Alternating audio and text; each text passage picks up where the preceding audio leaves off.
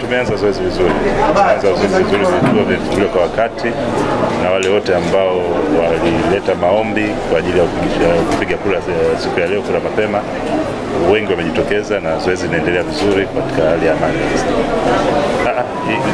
Ile orodha ni orodha wale wapiga kura mapema, na yoyote ambaye yuko kwenye orodha anakuwa yuko kwenye daftari.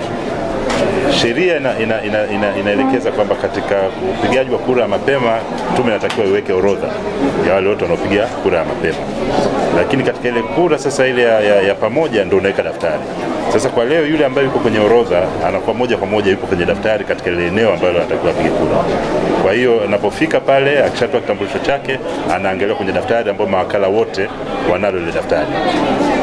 Hadi iko vipi? Mawakala wote wapo kwenye vituo. Hamna wakala yote waliondolewa na wanaendelea na kazi zao kama kawaida. Na baadhi ya vituo ambao nimetembelea mpaka muda huu tumekuta hata na wagombea. Tumekutana na baadhi ya wagombea wa ACT na wengine wa vyama vingine wakiwa wanaangalia ile zoezi.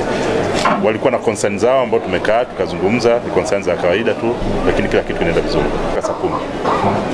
Zoezi saa 1 mpaka saa 10 ndio tutafunga. Atashindwa kupiga kura leo, kesho bado anayo nafasi kama atapata nafasi hiyo, kwa sababu inategemea na kazi zake.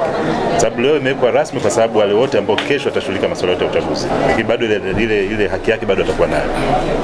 Lakini akishapiga kura leo, kesho atakuwa hana kitu. Hata 29 wananchi wote wajitokeze, kila mmoja na haki ya msingi ya kupiga kura kwenye vituo, na bado tunasisitiza tu uwepo wa amani na utulivu ili nchi yetu isije kaingia katika